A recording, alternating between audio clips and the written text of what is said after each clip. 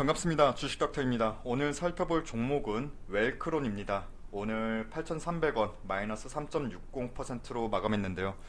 많이들 질문 주시는 게 이 종목 더 갈까요? 라는 질문인데 아마도 신규로 보시는 분들보다는 이미 보유 중인 분들이 이 웰크론에 대해 더 관심이 많으시다 봐야겠죠. 이 질문에 대해서는 일단 제 주관적인 의견이지만 지금부터는 철저히 분할 매도 하시면서 현금화 하시는 게 좋지 않을까 싶습니다. 일단 웰크론도 웰크론이지만 마스크 관련주들 이제 다시 한번 객관적으로 상황을 볼 필요가 있다고 봅니다. 우선 코로나19 테마주들의 흐름을 다시 한번 짚어볼 필요도 있죠. 자, 코로나19가 발생되고 나서 처음에 마스크 관련주 아무래도 첫 번째로 띄울 수밖에 없겠죠. 그리고 대비를 해야 되니까 그 다음에 나왔던 게 세정제 관련주들, 그리고 코로나19가 점점 확산되면서 집 밖을 나가는 게 무섭죠. 무서우니까 물류, 택배라고 볼 수 있겠네요. 이쪽 관련주들, 그리고 상황이 너무 심각해지니까 학교 개학도 연기했죠. 교육, 인강, 그리고 이외에도 뭐 잠깐 나왔지만 뭐 집에 있으니까 게임 관련주들도 엮이긴 했는데 이거는 넘어가고요. 이제는 확진자들이 늘어나고 검사해야 할 대상자도 확산되니까 진단키트, 시젠이나 수젠텍이 대표적이죠. 그리고 백신, 치료제 관련주,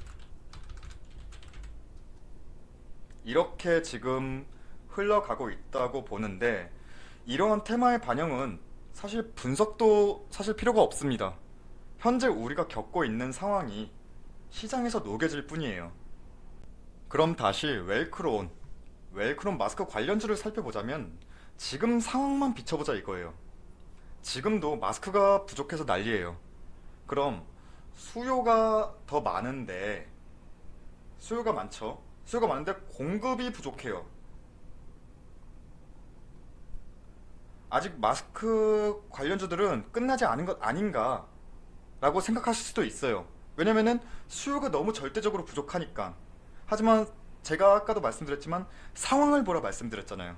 마스크 대란은 지금도 진행 중이지만 어찌 되었든 정부에서 마스크 오브제 오늘부터 시작했죠. 그리고 마스크는 여전히 부족하지만 결국에는 정부의 강구책으로 이슈와 논란의 예전만큼은 아니에요. 결국에는 적응을 하는 단계에 와 있다고 저는 보고 있습니다. 그럼 지금 한창 이슈가 되는 진단키트, 뭐 백신 치료도 관련돼 있지만 진단키트 관련주랑도 비교해 볼 수가 있죠. 진단키트 관련주들이 지금 2차 상승이 나오는 이유는 사실 국내에서의 보급 문제가 아니라 진단키트의 성능에 대한 부분보다도 해외 판매에 대한 기대감이 더 크다고 볼 수 있죠. 그러니까 국내의 사정도 힘들지만 어찌 되었든 코로나19 이슈가 전 세계적으로 지금 확산되고 있는 시점에서 해외에서 팔아라, 진단키트 사겠다, 이러한 추가적인 세일링은 추가적인 주가 상승 요인으로 작용을 합니다. 반면에 마스크 관련주들은 지금 국내에도 없어서 난리인데 이러한 해외 수출은 지금으로서는 언감생심이고요. 마스크 오브제나 이러한 배경에 국민들이 적응을 하기 시작한다면 결국 추가적인 상승 모멘텀은 조금 다소 둔화되지 않을까라고 보는 게 맞겠죠. 그래서 저는 개인적으로 마스크 관련주들을 지금부터라도, 뭐 웰크롬 포함해서요, 마스크 관련주들을 지금부터라도 조금씩 현금화 하시는 게 낫다고 보고요. 만약 진입을 고려하신다면은 진단키트 관련주나 백신 치료제 관련주에 더 관심이 가는 건 맞는데, 사실 백신 치료제 쪽도 귀에 걸면 귀걸이고 코에 걸면 코걸이인 건 맞는데 일단은 기대감만으로 순환매 되고 있잖아요.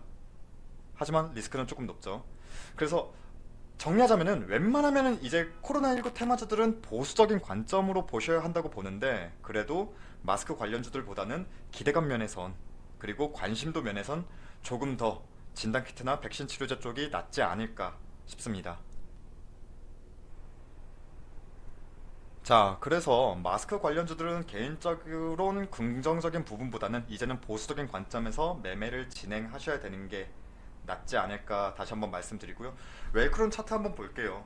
웰크론 차트를 한번 본다면 이미 1차 상승이 강하게 나와줬고 단기 차익 물량 빠지고 난 후에 2차 상승까지 강하게 나와준 상태입니다. 이때 최고점 1,700원까지 찍은 상태고요.